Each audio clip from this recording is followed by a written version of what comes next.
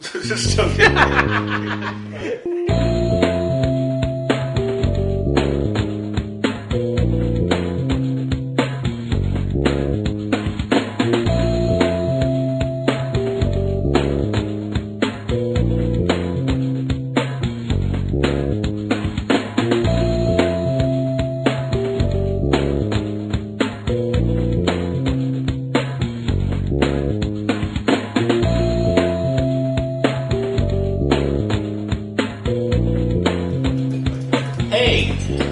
This is not just any coffee. This is Café du Monde coffee from New Orleans. If you saw it, you probably have or will see a clip here on Horror and Coffee of me actually at this place in New Orleans talking about a movie. But that's what we're having. We're having New Orleans coffee here at the Horror and Coffee headquarters. And we're here to talk about some more films.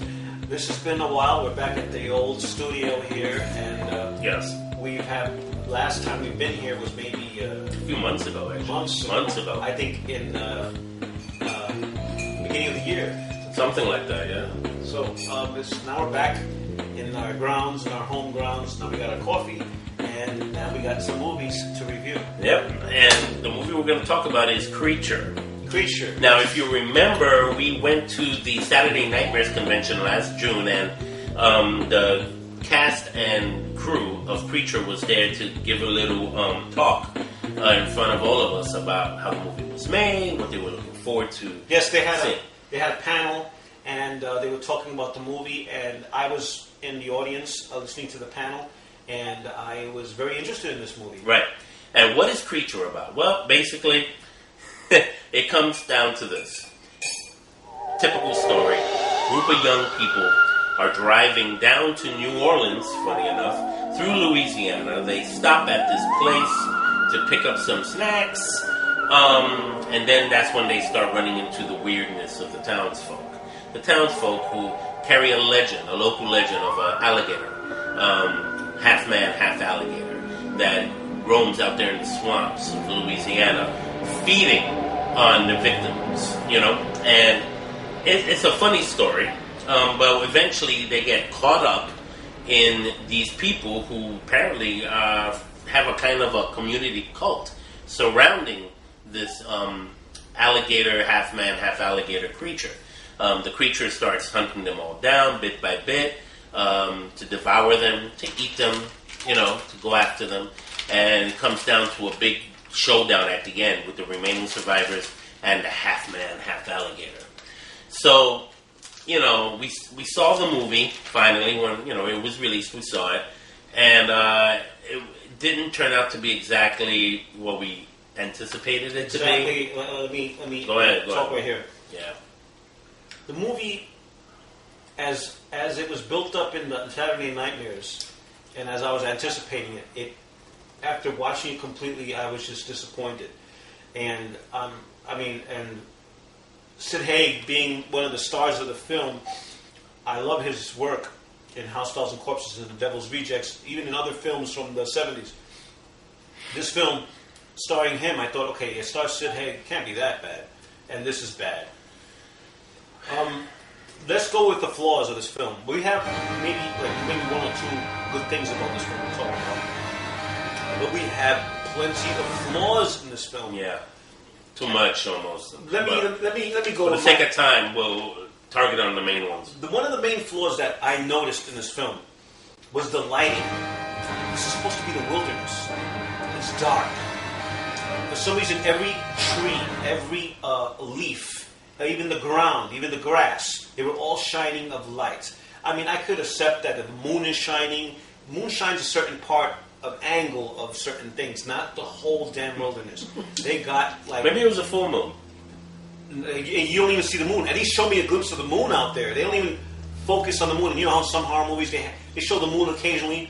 They didn't show anything like that. The lighting was so bad. I mean, you could see the lighting shine off of the actors, the black guy. You could see the lighting actually shine off their skin. I mean, it's supposed to be, it's supposed to scare you. They should have looked at Blair Witch Project, which I thought that, even though there was not too much lighting because of the budget, it was dark, and you knew it, and you felt it in the audience. And this, you don't feel none of that. You feel, wow, there's light. Let me go to it. Right. All right. My other beef about this film is the actors. All the actors look pretty. They look great. They look like models. The guys look like models. The women look like a model. What are they It was doing? a group of models. Maybe they're going to a model convention in New York. What are they doing out in the wilderness? Shouldn't they be in the suburbs, hanging out in a club or something? What are they doing out here? I don't understand. Why? That's nothing that beats me up. If they want me to take this movie seriously, get a couple of little ugly guys and throw them in there too, because that make it look a little bit more realistic. Yeah, realistic. You know? Not everybody on the planet is pretty. Exactly. I mean, if I go with a group of my friends, not all of us are fucking models. You understand? So that's something that really bugged me out too. I said my first two bibs. I'll say the other two after. You do your first one. Can I just say what? That first of all, at the end of the movie, right? The remaining survivors, the African American dude and his girlfriend, they end up getting away, but then the movie then seems to fast forward like a year later or something like that, and everybody's fine, right? And I'm not going to tell you everything, but what bugs me out is that these people that instigated the killings and everything, they're still living like nothing happened. There was no. It's like there was. What happened to the people that escaped? Didn't they call somebody? Didn't they call the cops? Call 911? There was no investigation. It was quite clear. There's no investigation. Where's the investigation? Where's the yellow lines? In reality, if you get caught up in a situation like that, you're gonna go to the first town and call the cops. Call the cops, FBI. Tell them, well, this is what's going down over there. Call the Department of Health. There's a half man, half alligator. None of that. They just went away. It's like, what happened to them? Hello, one of the people that survived, her brother died. Was there at least a funeral? No, nothing. It's like, you know, that bugged me out. That's the one thing. The other thing, once again, the taboo of today's horror films. No cell phones. Wait a minute. This wasn't a movie that took place in the 70s or the 80s. This was a movie that took place in the present day, and you could tell because of the way the models looked, the way they talked, the way they dressed. You could tell it was future. And as a result, you have to sit back and wonder what happened to all the cell phones. They didn't even have an iPad. And other horror movies to this day, like Friday the 13th, the new one, they come up with their excuse, we don't get connection on our cell phone. A lot of movies are doing that now. Yeah. I lost connection. But this one... They just eliminated it. They didn't even explain to you what happened to the cell phones. Yeah. Once again, it was ridiculous. It made no sense. So that's the other thing. All right, so then I'll go... Yeah. Oh, I can't believe we have so many flaws. We have so many flaws. We can talk about this movie all night. The time period of the movie, for me to take it seriously... It should have been a 70s or 80s time period. Mm-hmm. Because that would explain a lot of flaws. That would explain the cell phone. Right. That would explain the creature in the prosthetic suit. We would have taken it more seriously if this movie was made in that time, in that era. But right. Now, for the thing with CGI now, CGI and special effects that are really, really big this time, you just cannot take this type of effect so realistically. Yeah. You just can't.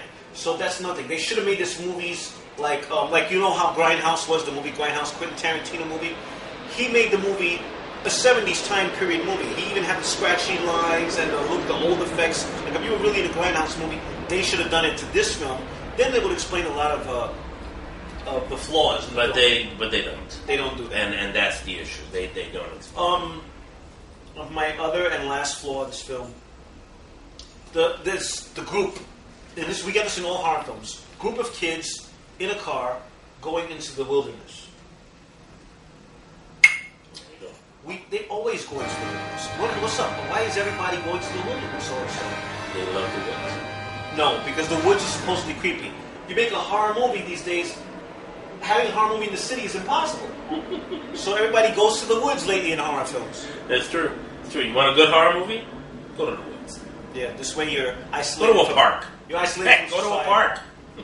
All right, and that's basically some of the gripes I have about this film. Yeah, there's a scene in this movie that bugged me out because I was trying to figure it out. The hero of the movie, which was the African American dude, I think he's the same guy who played X in True Blood because he looked very familiar. He went to rescue his girl who was kidnapped by Sid and his guys and his cronies to be sacrificed to the alligator man, right? And what happened is he comes in, and there's like 20 people or more at the altar of sacrifice. This guy comes popping out of nowhere and starts kicking butt, right? But instead of kicking all 20 of them, he only kicks about 2 of them. And then he rescues the girl. What happened to the other 20 people? They just disappeared. They weren't there. I don't think they could have all jumped this guy. They could have all jumped him, but they just ran. Either they ran or they decided to not care. I don't know. It's weird. I was like, that was another hole I did not like. So as you can see, we got a list. Oh my God! Wait, I'm not even done. We got a list of flaws. I'm not done. I don't even remember the last time we did a Horror and Coffee where we examined the flaws of a movie. Wait, here's the fun. This is the best part for me. The story behind the alligator man creature. Apparently, a long time ago, alligator man was once a regular human being who, back in Louisiana in those days, seemed to have been okay to commit incest and be in love with your own sister.